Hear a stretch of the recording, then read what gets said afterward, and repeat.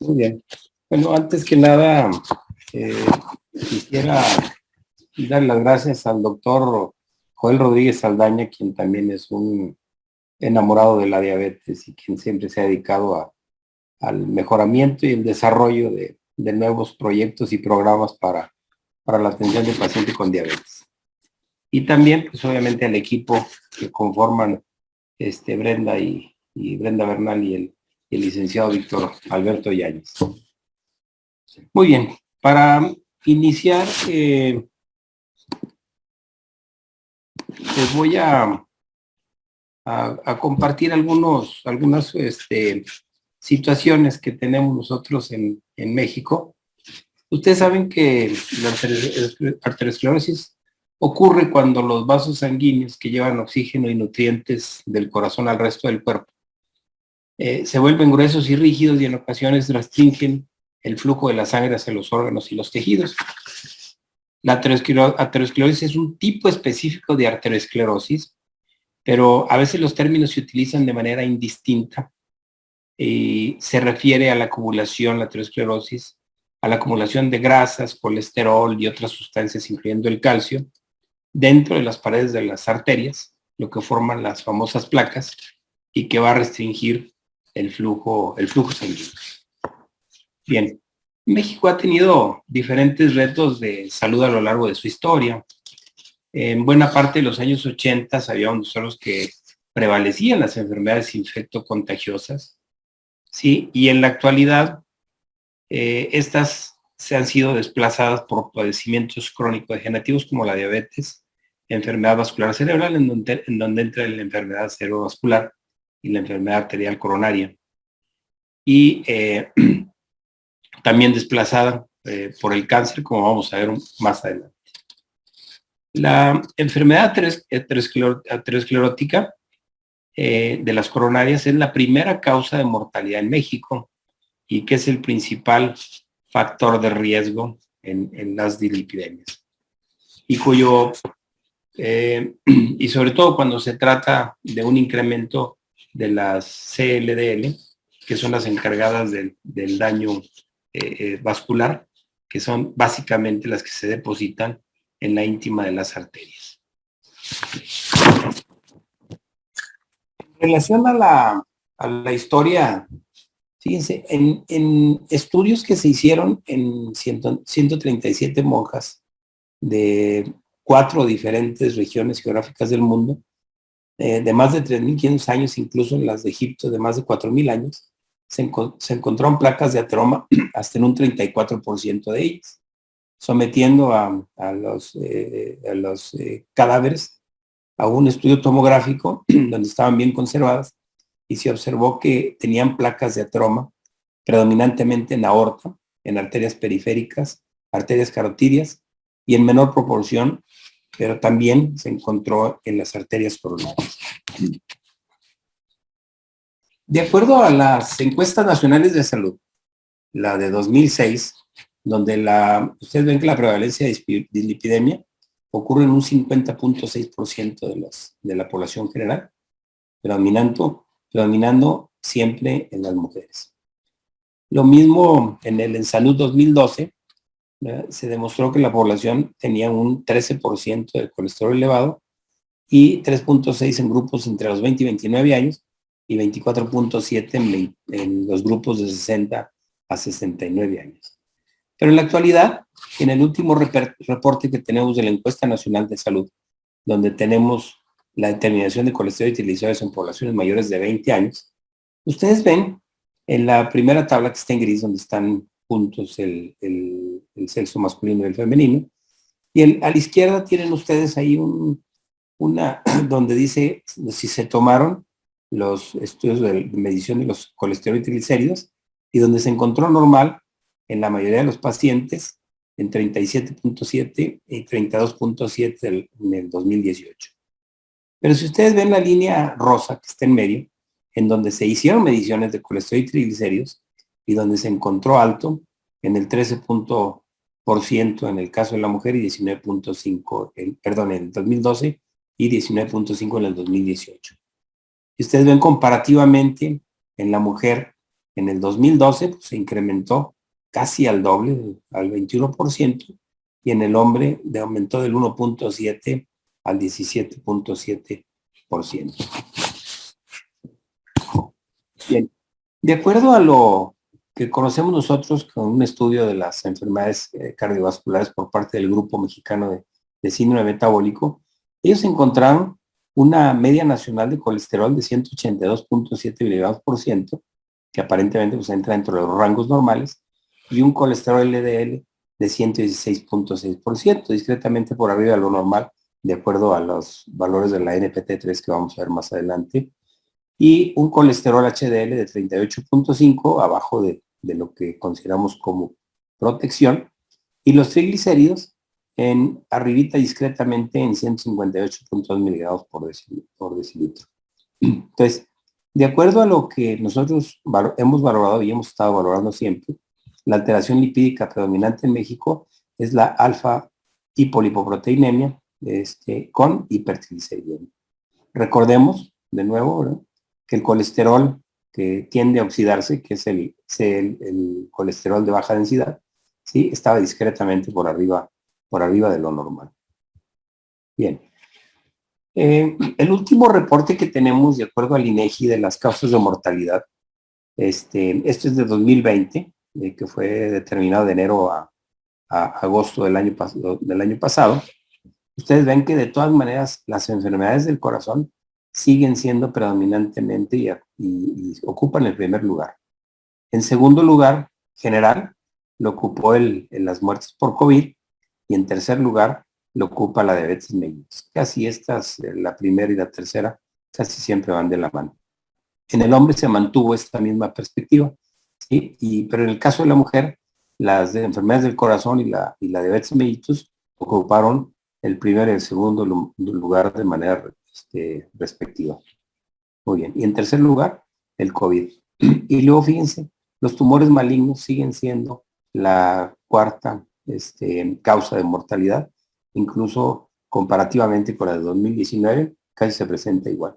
Lo que está en rojo son las agresiones, ¿no?, en el caso del hombre, que son la sexta causa de mortalidad.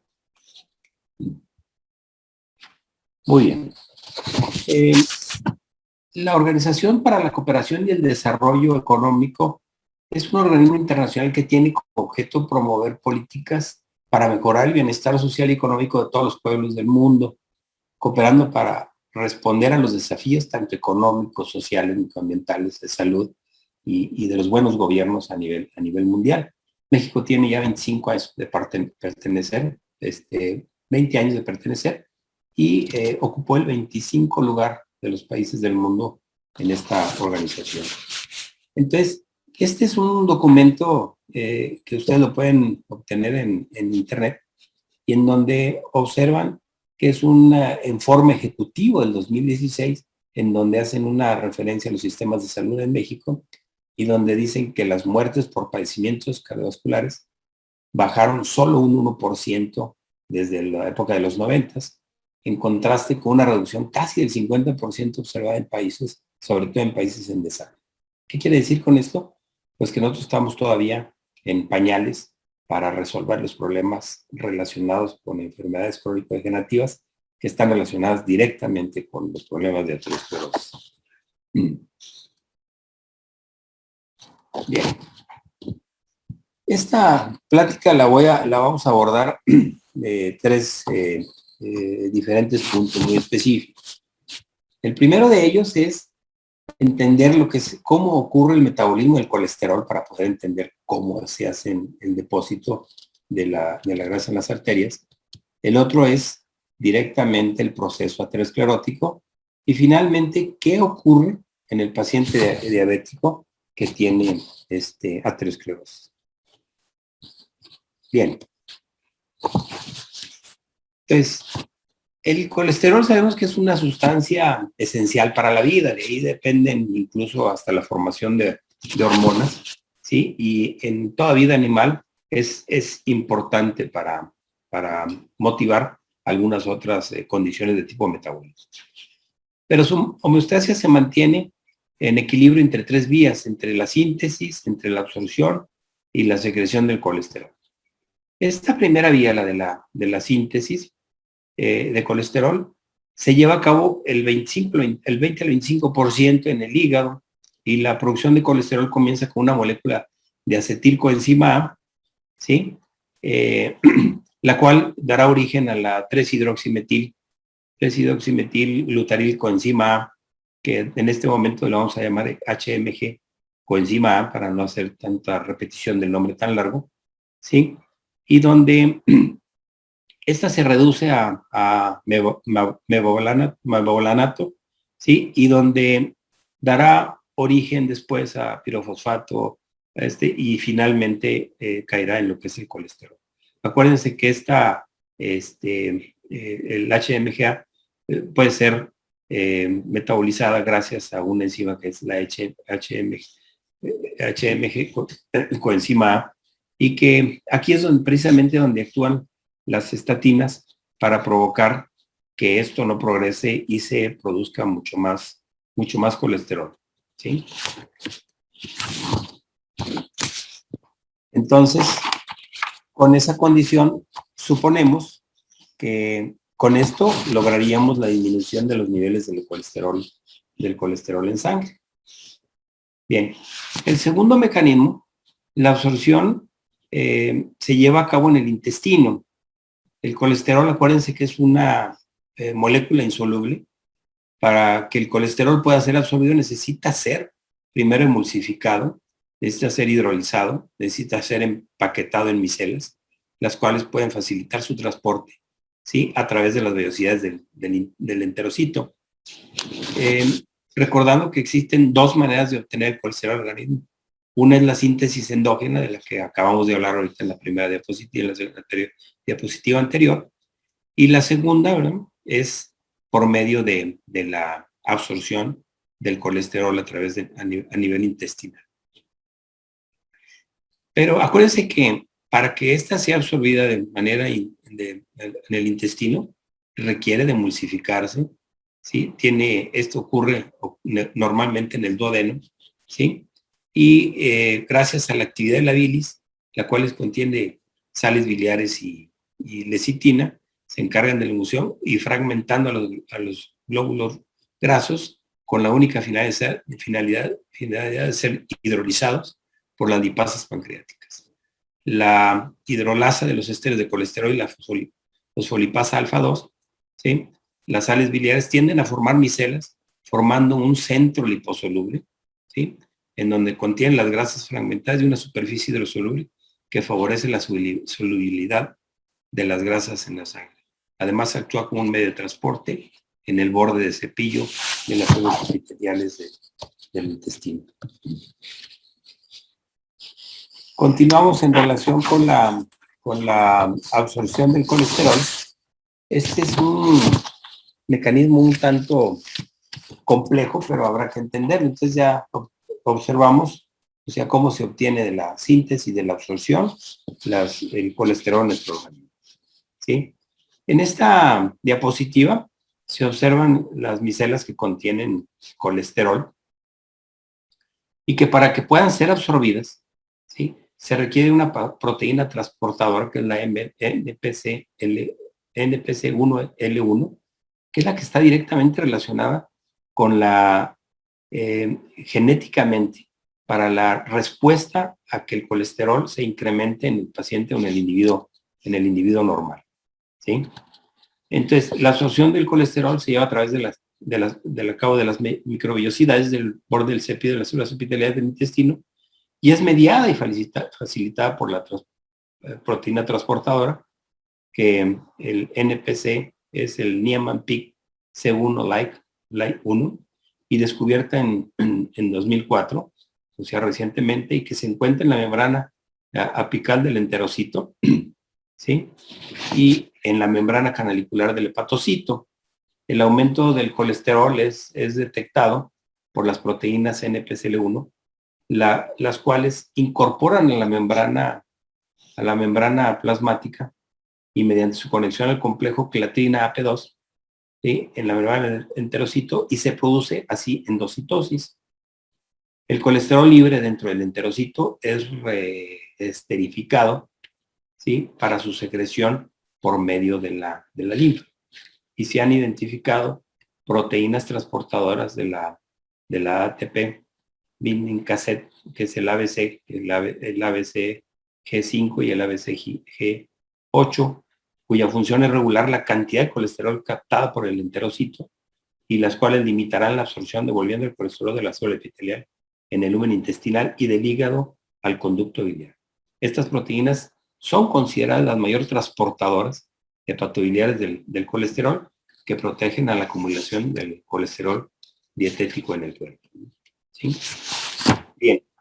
Miren, esta es una diapositiva muy interesante porque existe una interacción entre los tejidos periféricos, el hígado y el intestino en el mantenimiento de la homeostasis, ¿sí?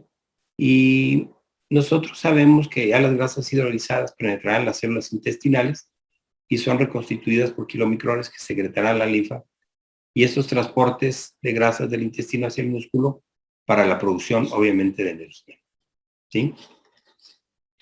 Entonces, nosotros tenemos unas lipoproteínas en nuestro organismo, ¿sí?, que son consideradas como apolipoproteínas o beta-lipoproteínas, y las segundas, que son las apolipoproteínas A, que vamos a ver más adelante. Y ustedes se fijan que a mayor tamaño de las lipoproteínas, pues su condición para provocar enfermedad, pues es mucho mayor, ¿sí? Sin embargo, ustedes ven que las lipoproteínas de muy baja densidad, pues tienen un tamaño mucho mayor, que son las posibles, que nos puedan causar mucho más daño a nuestro organismo. Sin embargo, las que conocemos nosotros porque se oxidan rápidamente, están las que conocemos como las proteínas de baja densidad, y finalmente las ApoA1 lipoproteínas, donde ustedes ven que el colesterol de baja densidad, ¿ya?, que son las que consideramos nosotros como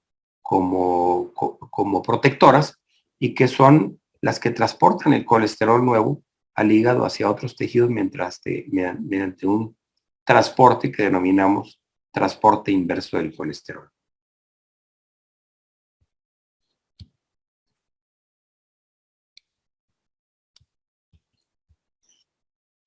Creo que se atoró mi computadora. Perdón. Bueno, sabemos nosotros que hay dislipidemias primarias y secundarias, ¿sí? Entonces, nosotros tenemos dentro de los trastornos de dislipidemia secundaria, pues sobre todo aquellos factores genéticos relacionados con los famosos polimorfismos, ¿sí? El sedentarismo, tenemos la alimentación de manera inadecuada, donde consumimos grandes cantidades de grasas, el alcoholismo, el tabaquismo y algunos otros trastornos metabólicos y endocrinos, en donde se encuentra la diabetes mellitus. Si ustedes recuerdan, nosotros dividíamos a los factores de riesgo en factores de riesgo modificables y los factores de riesgo no modificables. Y los factores de riesgo no modificables están dados por la herencia, por la edad y el sexo masculino. O sea, mayores de 45 años tienen mayor riesgo de desarrollo de aterosclerosis. Y los factores de riesgo no modificables, serán aquellos en los que podamos nosotros actuar como médicos y hacer algunas indicaciones de tipo higiénico-dietéticas, precisamente para el paciente pueda resolver el acúmulo de colesterol o de triglicéridos dentro de sus dietas, ¿sí? Y dentro de estos factores modificables están el ejercicio, la falta de ejercicio, la vida sedentaria, el consumo excesivo de grasas, el alcoholismo, el tabaquismo, la misma diabetes y medicamentos como son las tiazidas, beta bloqueadores, retinoides, incluso algunos retrovirales, ahorita que están de moda, estrógenos, progestágenos y sobre todo los glucocorticoides, que son medicamentos que me causan dislipidemia secundaria, ¿sí? Las dislipidemias las clasificamos dependiendo de la lipoproteína y de los lípidos que estén aumentados. La dislipidemia de interés, sobre todo en esta plática, es la de fenotipo 2A y la 2B. La 2A, pues ustedes ven que es exclusivamente con una hipercolesterolemia aislada, que es bastante común verlo en nuestro medio, y la segunda, que es la 2B, que es una hiperlipidemia mixta, donde se encuentra elevada el colesterol y los triglicéridos, que es la hiperlipidemia mixta clásica, y decíamos ahorita al principio de la plática, es de las lípidos aumentados, mucho más común para producir enfermedad. Bien. ¿Cómo ocurre la heterogénesis? Habíamos comentado nosotros que el incremento del colesterol LDL, ¿sí?, actúa sobre la formación de la placa, ¿sí? Y la aterosclerosis me producirá enfermedad coronaria. O sea, este es un flujo normal. Este es cuando empieza a acumularse grasa en el interior de la arteria, ¿sí? Y finalmente, ¿verdad?, ustedes ven que el acúmulo se rompe la placa y hay un acúmulo de plaquetas y esta me obstruye en el flujo normal, y que es lo que normalmente vemos en la clínica como infarto agudo del miocardio. Bien. Entonces, la hiperlipidemia aislada es el principal factor para la enfermedad coronaria. Esto es debido a que aumentan las moléculas de colesterol en la sangre y estas comienzan a sufrir oxidación y empiezan a entrar a la íntima de las arterias, ¿sí? Y estas serán captadas incluso por los macrófagos, los cuales se congestionan y forman lo que se llaman células espumosas, y estas células quedarán atrapadas en la pared de los vasos sanguíneos, contribuyendo a la formación de la placa aterosclerosa, ¿sí?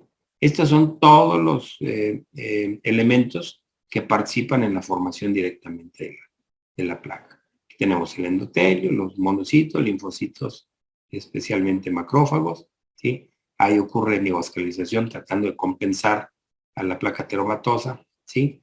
La presencia de células del músculo liso, estroma subendotelial y la formación de lo que conocemos como las células espumosas, ¿sí?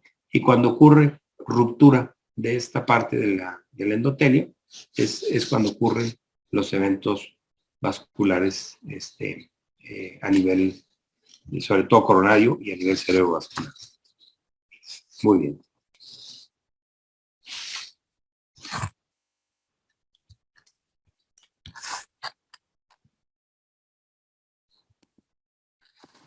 Muy bien.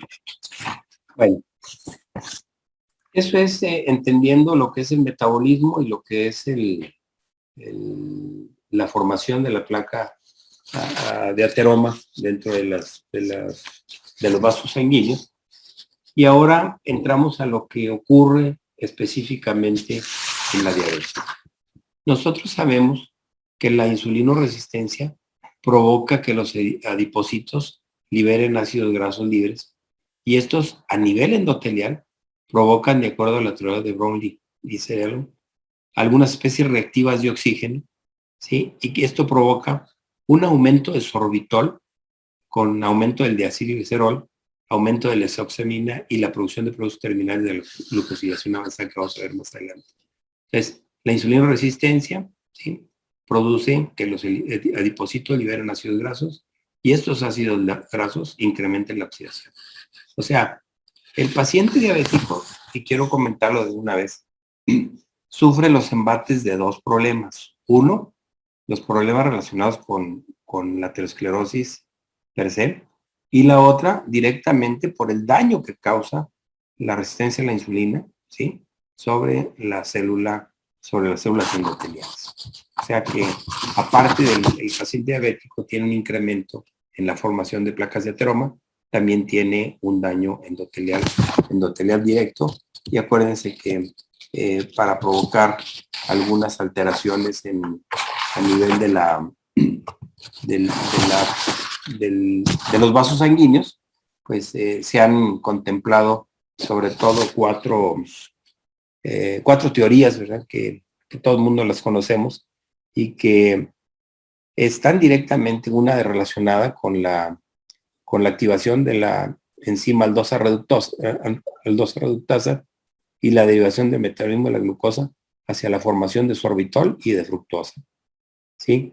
Existe otro mecanismo, la activación de la glucosamina a través de fructosa, de glucosa 6-fosfato, ¿sí? Y el incremento en la producción de productos avanzados de glucosilación avanzada a nivel celular a partir de dicarboxilos intracelulares, y finalmente la activación de la proteína sinasa C. Todos estos tienen un factor común que van a producir alteraciones en la TGFB1, que se refiere al factor de crecimiento transformante beta 1 y que está relacionado directamente con el daño vascular del vaso. Pero para entender desde el punto de vista general lo que son los factores que contribuyen a la aterosclerosis, pues aquí tenemos, miren, en el paciente diabético tipo 2, ¿sí?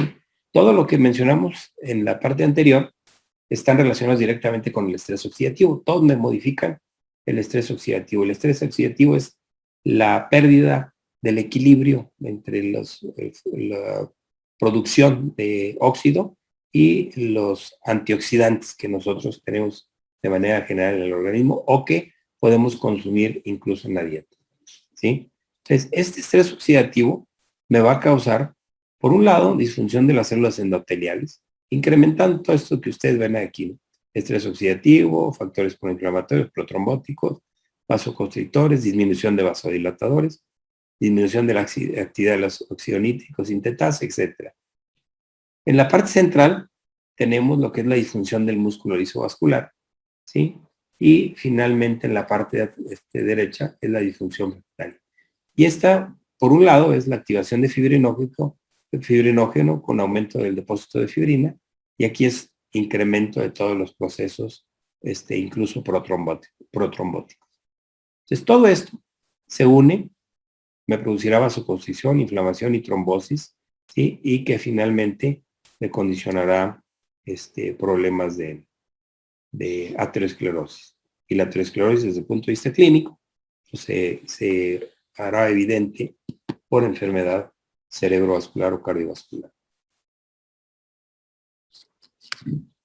Bueno, después recordarles, ¿no? Nada más que el organismo tiene una memoria metabólica, y ustedes saben que la enfermedad cardiovascular en pacientes con diabetes que llevan un buen control desde el inicio de la enfermedad, ¿sí? Me evita que se desarrolle toda esta cadena que ya revisamos ahorita con la formación de otros factores que me actúen o que me produzcan incremento de las sustancias reactivas de oxígeno, que son las que me causan directamente el daño vascular. Y esto es lo que comentamos, ¿no? La disfunción endotelial, aparte de acelerar los efectos aterosclerosis en el paciente con diabetes, también estarán relacionados directamente con las complicaciones microangiopáticas como es la retinopatía, nefropatía y la neuropatía.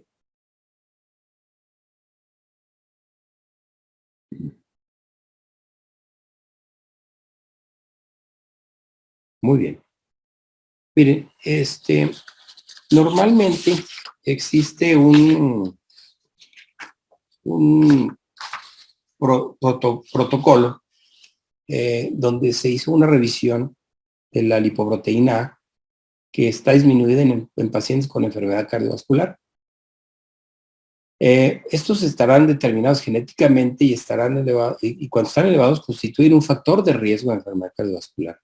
Este fue un estudio doble ciego que fue publicado el año pasado, en enero del año pasado, en donde se hicieron un estudio de 288 pacientes con enfermedad cardiovascular, y a los pacientes se les dio un oligonucleótido, que aquí denominamos como ApoA LXR-RX, en donde estos pacientes pues mostraron mejoría una vez que se hizo la determinación de sus niveles de apolipoproteínas A. ¿Sí? Entonces,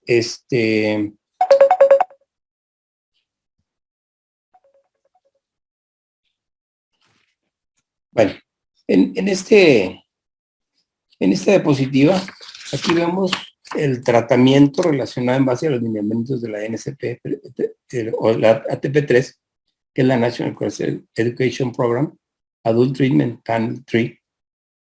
Ya salió la 4 y la 5, pero en realidad no han sufrido modificaciones en relación a los valores óptimos que nosotros necesitamos para manejar nuestros pacientes. Y aquí ustedes ven que los objetivos iniciales, fíjense, se vuelven cada vez más drásticos. Mantener niveles menores de 100 en pacientes, incluso aunque no tengan alguna enfermedad crónico-degenerativa. Entre 100 y 129 se considera pues óptimos, pero la verdad es que por arriba de estos valores, ¿sí? Ya se consideran valores con alto riesgo de enfermedad cardiovascular, ¿sí?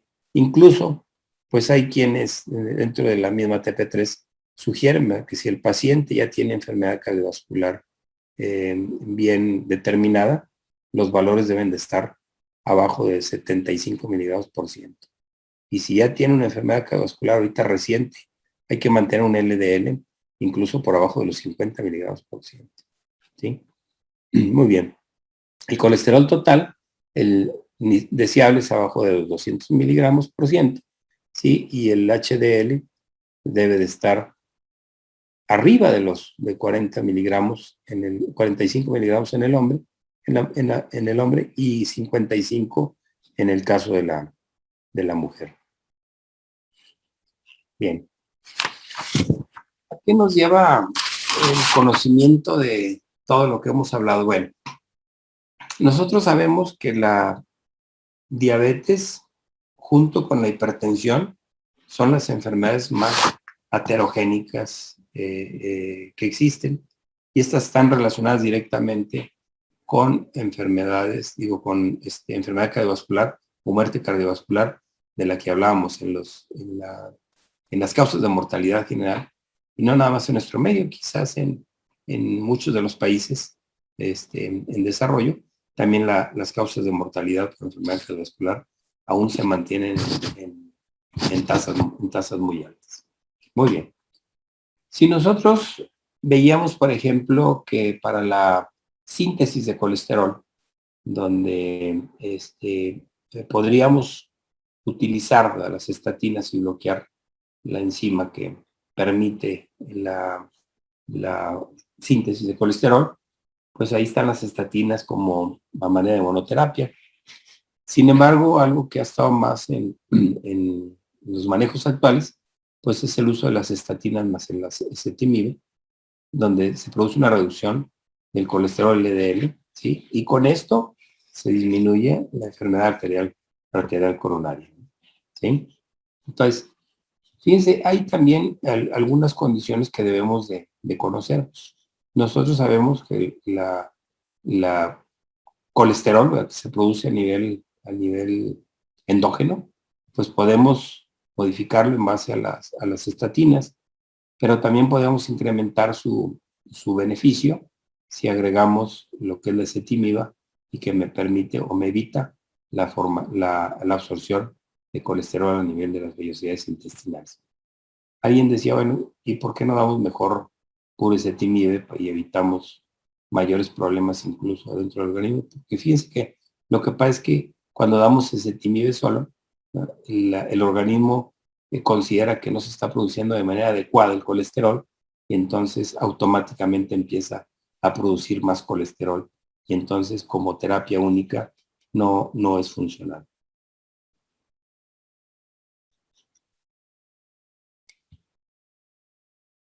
¿Sí? Y aquí está lo que comentábamos, ¿no? Muy bien. Nosotros tenemos un efecto directo del conocimiento de cómo actúa la farmacogenética dentro del organismo, la farmacogenética y la farmacogenómica. O sea, cómo podemos de alguna manera mejorar la respuesta a diferentes medicamentos por parte del paciente.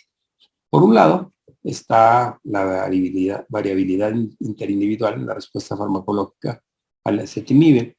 Esto se los presento porque fue un trabajo que realizamos aquí en Durango a través de la doctora Paloma Pérez Valenzuela, en donde estudiamos precisamente los genes relacionados con el NPL1, CL1, y donde encontramos nosotros pues que el ofrecer tratamiento disminuye los niveles rápidamente de colesterol y sobre todo el colesterol LDL, y esto puede redundar en disminución del riesgo coronario.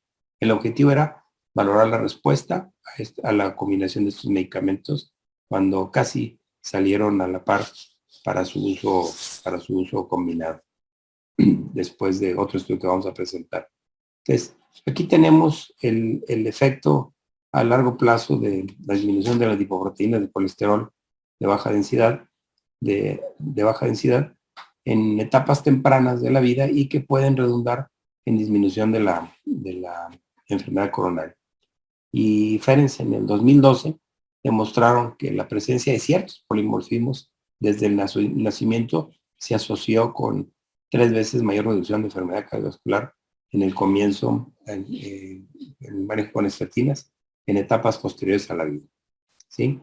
Este es lo que demostró en el IMPROVE-IT, que fue un estudio de Ferenc que participó precisamente para reafirmar el juego del LDL en enfermedad cardiovascular.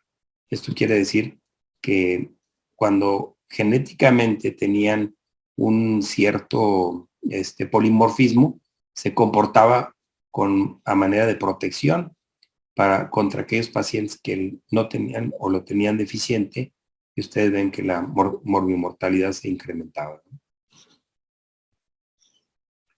Y aquí está el resultado de la evaluación de estos elementos, y ustedes ven que la mayoría de todos los estudios relacionados con el NPC1L1, ¿sí? Todos demostraron que tienen beneficio para mejorar a los pacientes con hiperlipidemia. Todos están por abajo de 1, ¿sí?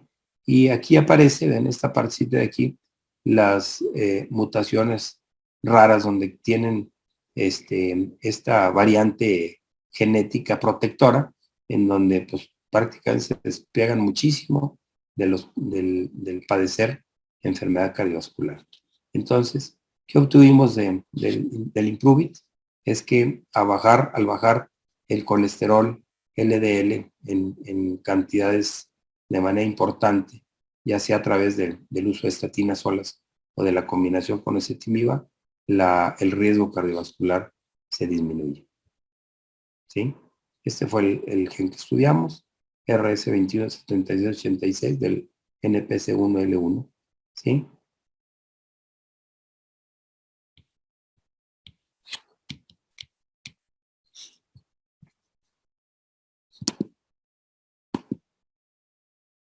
Y aquí está la colocación del gen.